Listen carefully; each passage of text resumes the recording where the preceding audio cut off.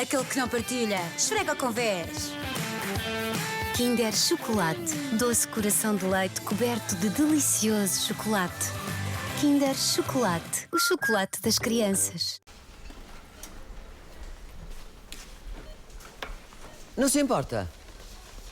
Não tinha umas bolachas biológicas? Eu vou lá consigo. Aqui tem. E se precisar de frutas e legumes, aproveite. São repostos diariamente. Oh! Não sei se sabe, mas o peixe do Lidl é ultracongelado em alto mar para conservar as suas propriedades. Está a ver este rótulo? É para que saiba sempre a origem e validade. Seguem as nossas receitas tradicionais com mais carne, menos sal e gordura. Considerado o melhor relação qualidade-preço. Muda de cor com umidade. Sopas feitas no dia. Muito obrigada pela ajuda. Vê-se bem que gosta de trabalhar aqui. Quem? Eu? Não trabalho aqui, minha senhora. Ninguém nos vende como os nossos clientes. Lidl, mais para si. Dedicado a si. Dedicado a si. Dedicado a si. Dedicado a si. Hospital de Santa Maria Porto. Dedicado a si.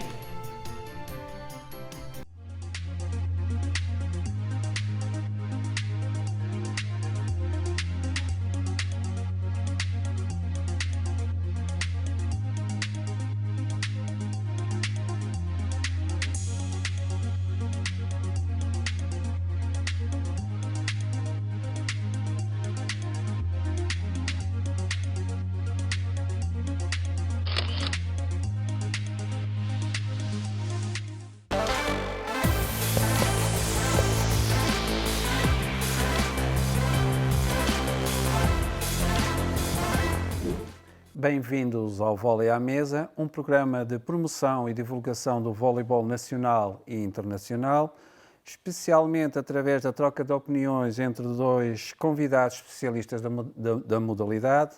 E o tema para este programa é o bloco na alta competição. Os nossos convidados são, à minha direita, Mário Martins, e à minha esquerda, João José, subejamente conhecido, capitão da Seleção Nacional, durante muitos anos capitão do Friedrichshafen da Alemanha, onde participou nas principais competições e ligas europeias, jogou o Mundial 2002 na Argentina e foi considerado o melhor blocador da prova.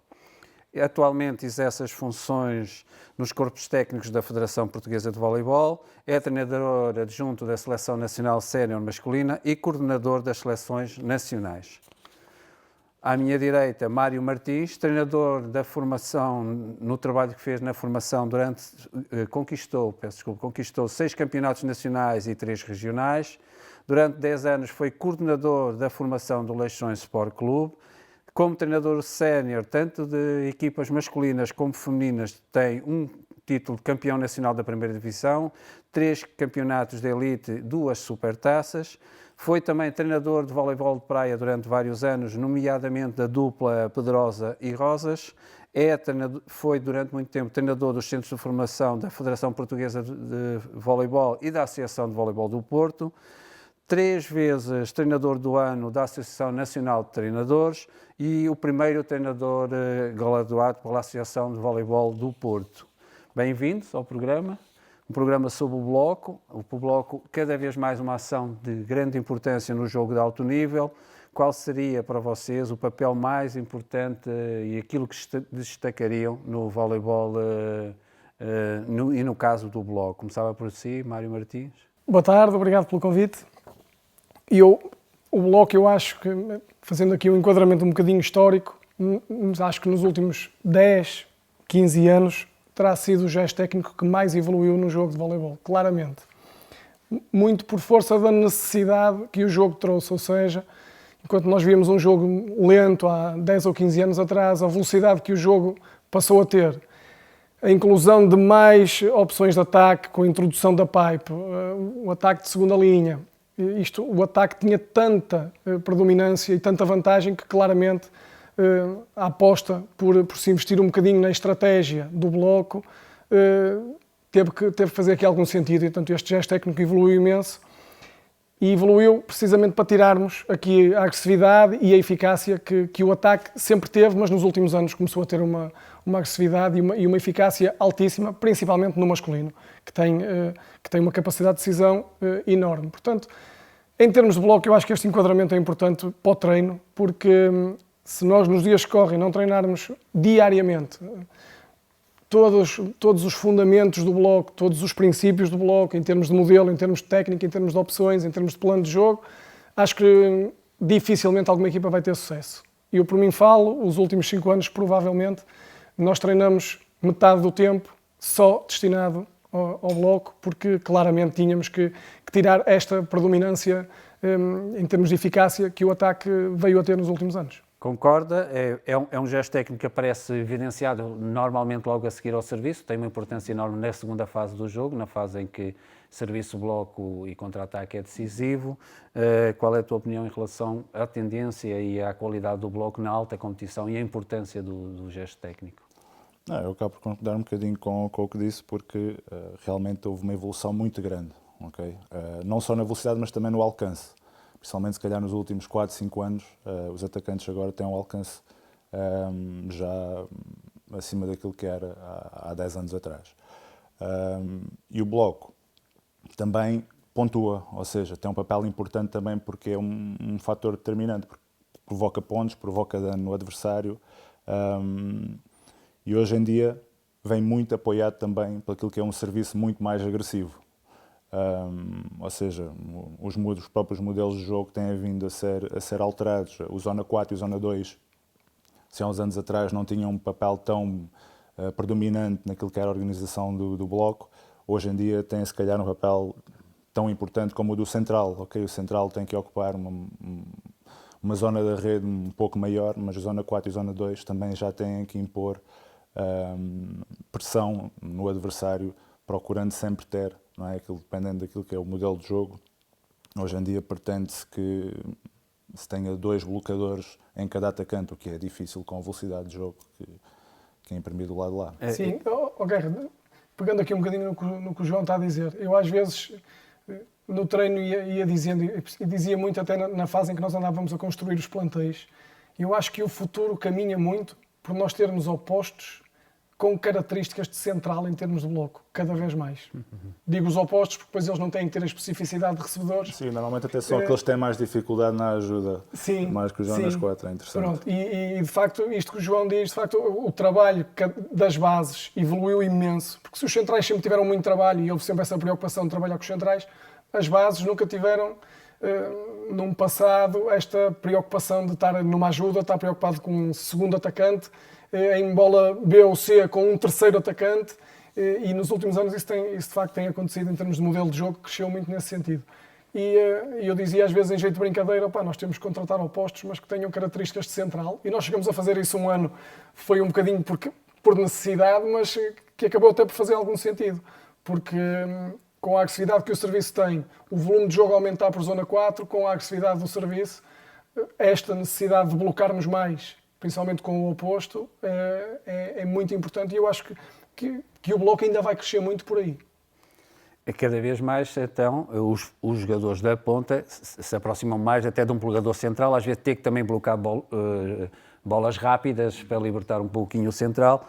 O central continua a ter o papel que tinha antes, que é um homem que define grande parte da organização da equipa, não é?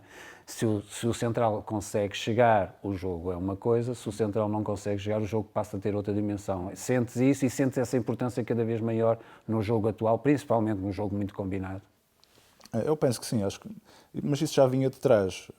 Ou seja, o central sempre teve essa necessidade e essa responsabilidade, não é? É aquele que vai ocupar o maior espaço da rede.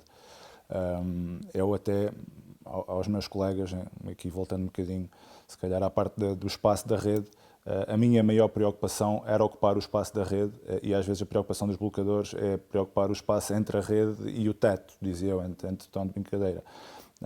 E aquilo onde nós temos que ser muito competentes é a ocupação de espaço na rede, porque depois o fator altura depende, não é? Depende do meu atacante, depende de mim, do meu alcance, e então esse espaço da rede é muito importante, e eu acho que é aí o papel determinante, lá está, na evolução do bloco, e até mesmo em termos futuros e até mesmo em termos do nosso país, não é? Porque a nível internacional, e já se faz nas seleções todas com muita frequência, as ajudas dos Zonas 4 e dos Zonas 2.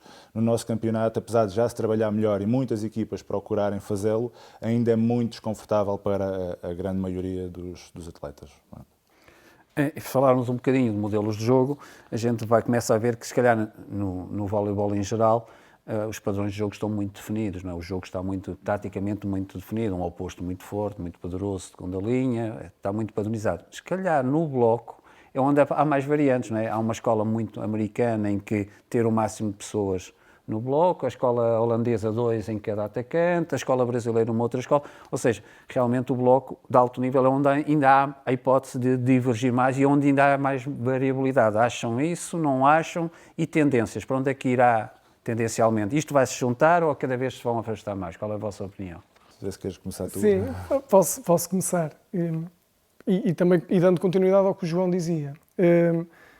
Claramente que nós ainda temos, a preocupação começa a ser notória, não há dúvida. No bloco, acho que não há equipa nenhuma, seleção nenhuma, que no mínimo não tenha a preocupação de cada blocador ter uma responsabilidade dupla, 2 atacantes. Sem isto, a equipa adversária vai ter sempre um ponto para explorar em termos de ataque e vai desequilibrar o jogo. Nós ainda temos alguma dificuldade, como o João dizia, porque muitos dos nossos atletas ainda vêm padronizados por um trabalho que também nós, treinadores, fizemos durante muitos anos sem esta preocupação. Portanto, há aqui ainda uma fase de conseguirmos desmontar isto nos nossos atletas, principalmente os que já têm mais anos de competição, mas agora começa a ser importante nós conseguirmos trabalhar isto desde os nossos escalões mais baixos, ou seja, nós temos que ter um modelo de bloco, modelo esse que tem que ser construído desde a base, para que quando se chega agora ao escalão sénior, esse modelo esteja, pelo menos do ponto de vista técnico, de tal forma formatado, que seja possível, a partir daqui, nós trabalharmos o modelo coletivo.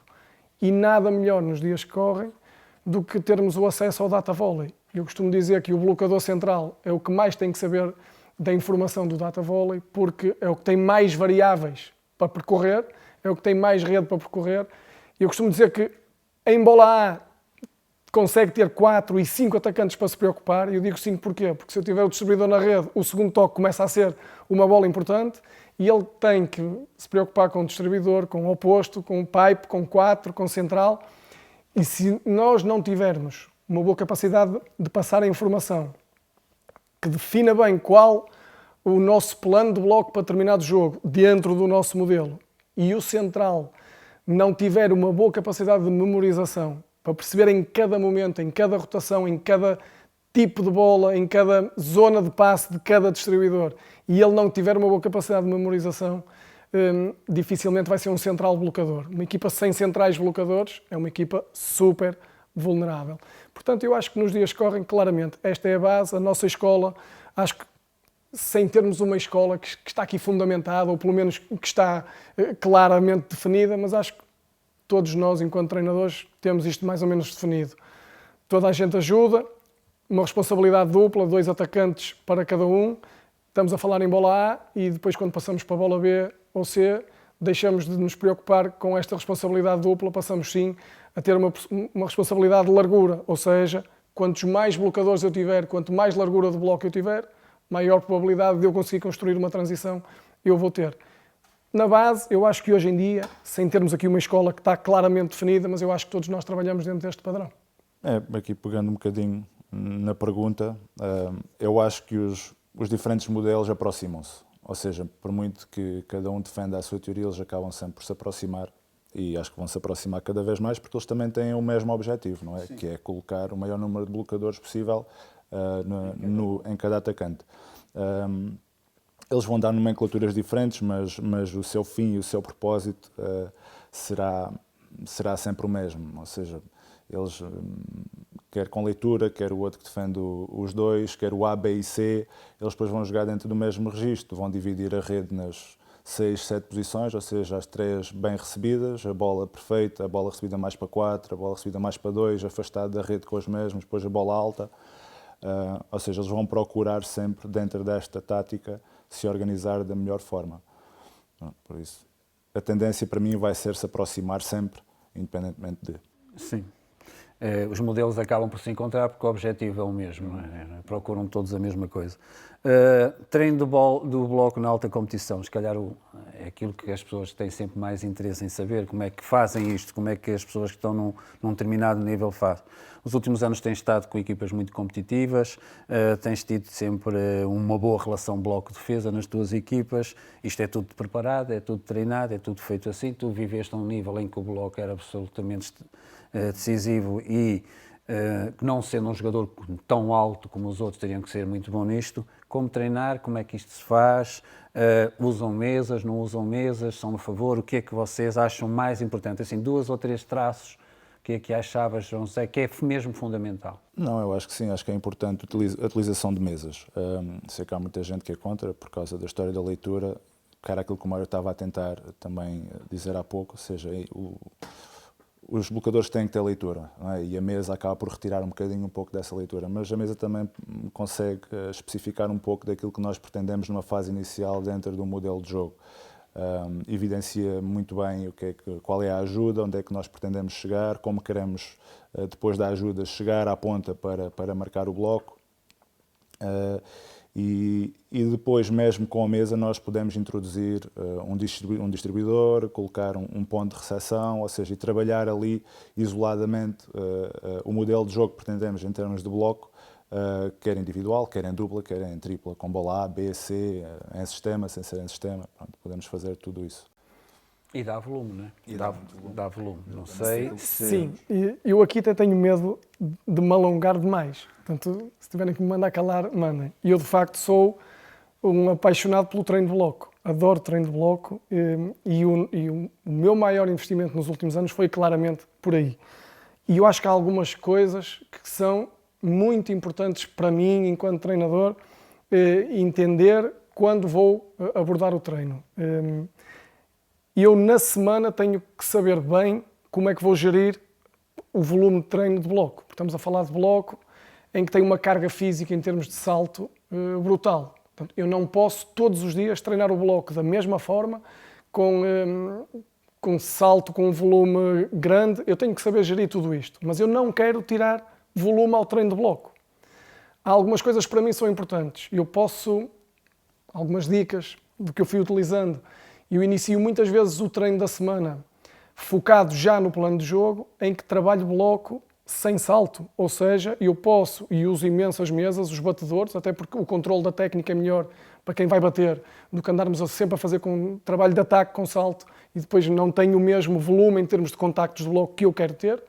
Mas eu posso iniciar a semana passando a informação do plano de jogo que eu vou ter no fim de semana a seguir, em que posso colocar a rede super baixa e em que vou trabalhando os movimentos de bloco que para mim vão ser importantes no fim de semana a seguir. E eu consigo dar um grande volume em termos de movimentação do bloco e não estou a dar volume em termos de carga física de salto. Estás mais preocupado com a organização. A organização coletiva e o movimento técnico do blocador. Por exemplo, se eu vou jogar contra uma equipa que joga muito em sobreposição a 7 com a entrada, eu posso trabalhar este volume técnico, porque uma coisa é eu blocar muitas vezes uma sobreposição, que tem um padrão técnico em termos de movimento, tanto da ajuda como da central, e eu posso trabalhar este volume técnico com um volume alto, que é completamente diferente de um volume técnico de uma equipa que vai jogar muito em inversão, em que o acompanhamento da 7, por exemplo, vai-me obrigar a ter depois um movimento central exatamente contrário e o trabalho técnico é diferente.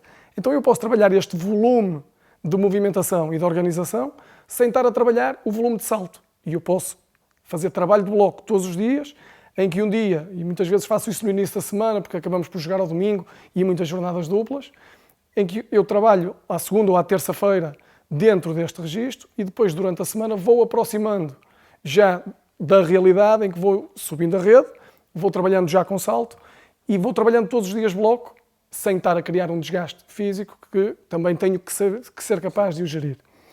E depois há aqui uma data de fatores que eu controlo muito, que é o que é que eu vou trabalhar? Mecanização do movimento ou a tomada de decisão? Para mim, eu vou trabalhar as duas coisas, sempre. Eu vou mecanizar a toda a hora os movimentos que eu quero para o fim de semana seguinte, mas também vou trabalhar a tomada de decisão, em que a mecanização já não é a mesma, ou seja, eu vou ter que definir, vou ter que decidir em função de determinados indicadores que a equipa me dá, se a distribuidora joga, quando tem a bola em 2-3, se joga muitas vezes num determinado padrão, essa tomada de decisão já tem que estar bem interiorizada. Se joga num padrão diferente, eu também tenho que perceber que a tomada de decisão vai ser em função de muitos indicadores que me dá o lado lá. E eu acho que durante a semana, este equilíbrio entre o que é mecanizado, recordo-me de uma equipa, não interessa qual, em que jogava sempre em inversão, ou seja, todas as bolas que a central chamava, a central não jogava, não levava a bola, um volume baixíssimo, e o jogo era sempre em inversão. E isto é uma tomada de decisão importante. E eu no treino consigo trabalhar na tomada de decisão, ou seja, vamos puxar uma central para um lado e a nossa central blocadora vai rapidamente fazer o trabalho contrário e vais ter que tomar a decisão em função da entrada da central, mas também posso mecanizar isto, posso fazer este tipo de trabalho de uma forma mecanizada. Vou repetir várias vezes, sem ter aqui uma tomada de decisão, mas depois vou ter duas centrais em que, conforme o indicador que as centrais atacantes me vão dar, eu vou ter que decidir rapidamente a segunda bola. E eu acho que este trabalho acaba por ser muito importante. E depois há um trabalho que nós fomos construindo aos poucos, e se calhar o João aqui, tendo sido um exímio na arte de blocar, pode-me dar uma ajuda. Eu acho que, fundamentalmente em bola A, o trabalho visual do blocador é determinante. Ou seja, eu tenho uma fração de segundos para blocar. Uma entrada de central, uma set que sai na entrada, uma pipe, e o blocador rapidamente tem que ajustar o seu ângulo de visão ao que vai acontecer, porque eu estou a olhar para o central ou estou a olhar para o distribuidor e de repente já está uma pipe a entrar e eu tenho que mudar a minha referência visual para quem vai atacar de facto. Tens de ter uma visão mais abrangente. Uma visão abrangente e uma capacidade rápida de reagir ao estímulo.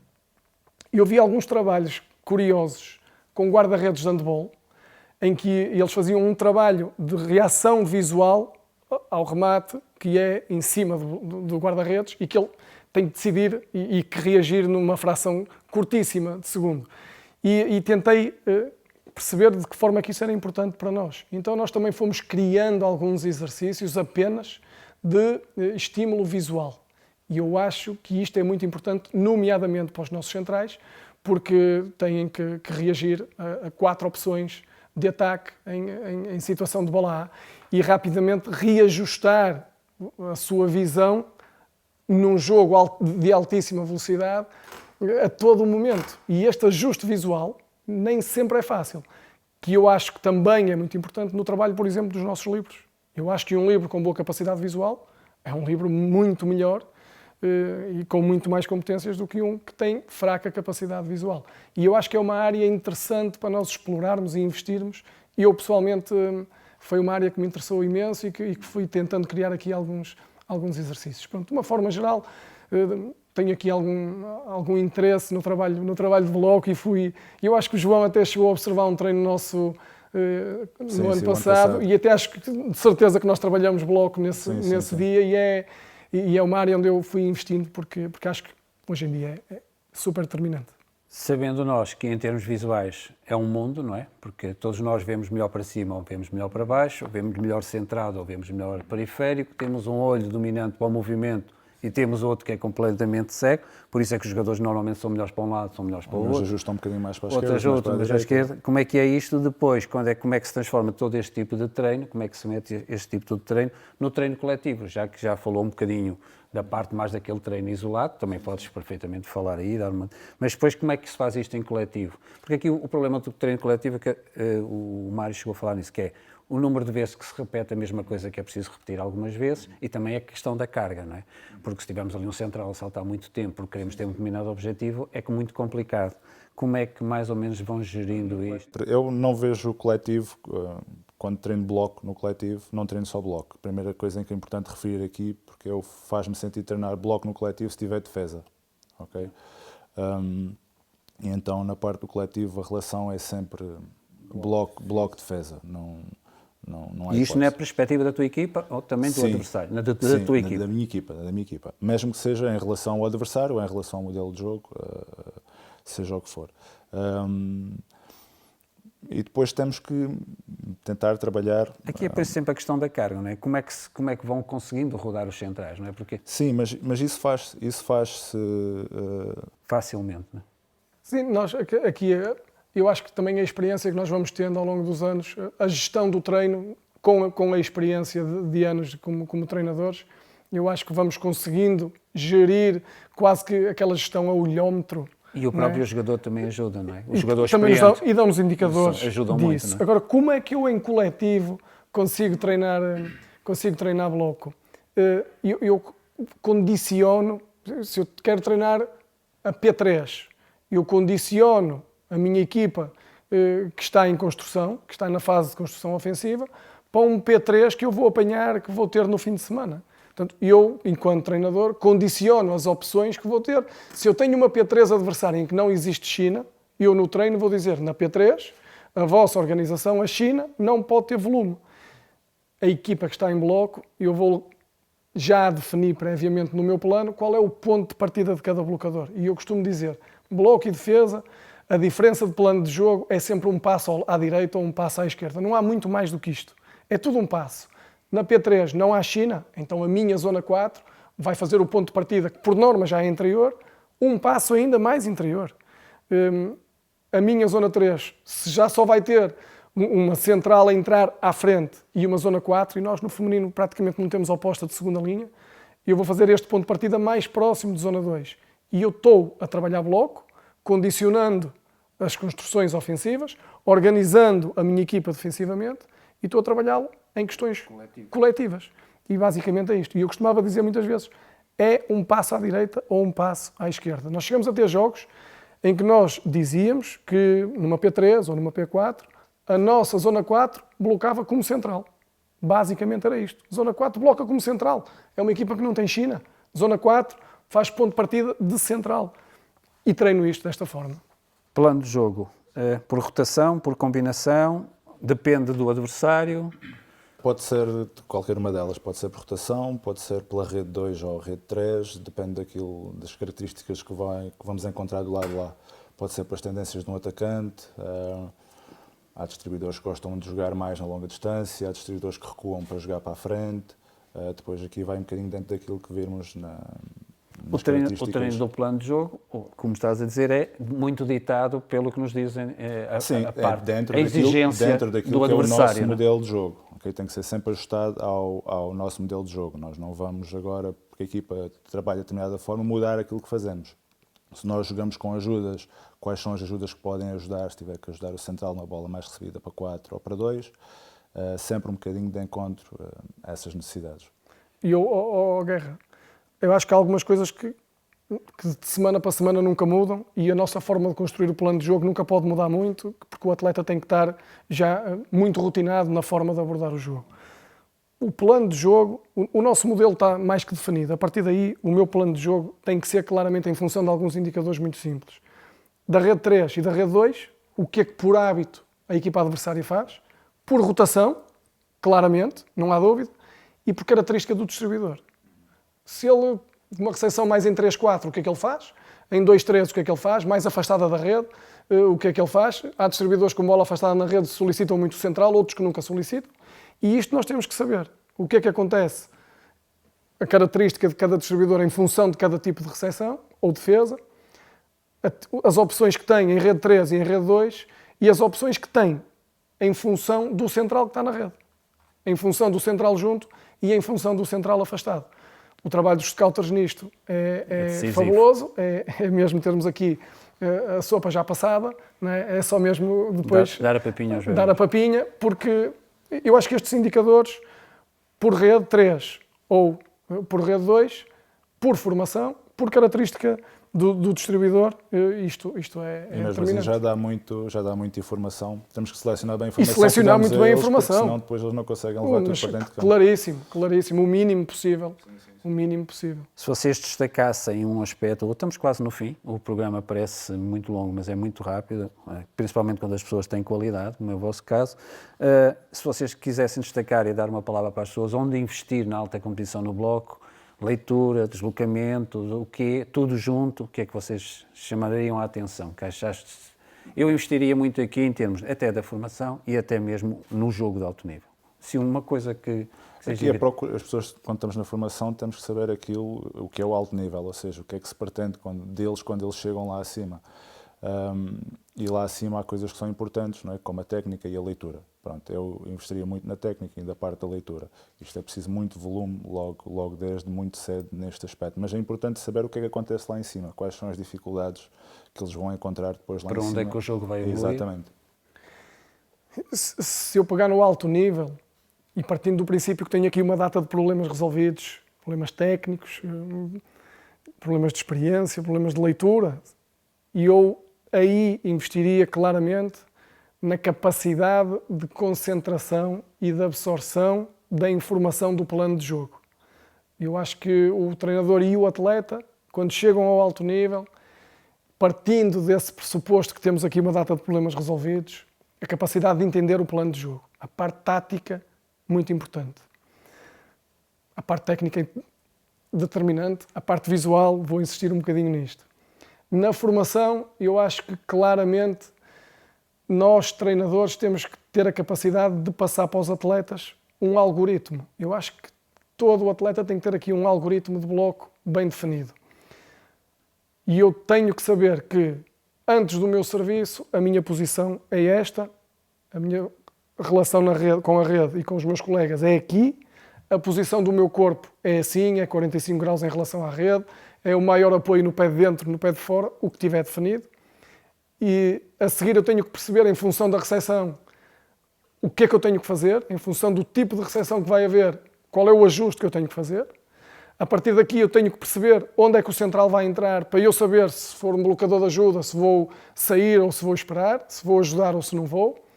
A partir daqui eu tenho que conseguir ler o distribuidor, porque há distribuidores que nos dão alguns padrões. A partir daqui eu tenho que dominar a técnica do deslocamento e a partir daqui eu tenho que dominar a técnica do salto, da relação com o atacante, da leitura do atacante e da queda para preparar a minha transição. Portanto, eu na formação claramente investiria no algoritmo. Isto tem que ficar tudo resolvido até ao alto nível. Quando eu chego ao alto nível e partindo do pressuposto que está tudo resolvido, eu investiria claramente na interpretação do plano de jogo, tendo como suporte um volume altíssimo de treino dentro da tomada de decisão, da técnica, da mecanização e do domínio dos vários deslocamentos. Resumindo, ler bem o jogo, ter um plano treinado para essas leituras que já fiz, ir criando um plano, ou seja, repetindo tantas vezes, lendo tantas vezes e ter um plano, e executar na perfeição com dimensão física, não é? Ser tecnicamente muito bom executar com uma boa dimensão física para jogar a um determinado Cada vez está nível. mais físico, não é? Read, ler, planear e executar bem são os três aspectos que vocês poderíamos resumir que vão definir o bloco de alto nível, independentemente do plano de jogo. Não é? Resta-me agradecer, foi uma conversa excelente, muito rápida, passou muito rápido, a qualidade é mais que evidente. Agradecemos aos dois convidados por estarem aqui presentes. E dou por encerrado aqui o vôlei à mesa e continuamos a acompanhar no vosso canal de voleibol, que é a Vôlei TV. Obrigado, Guerra. Obrigadíssimo. Obrigado.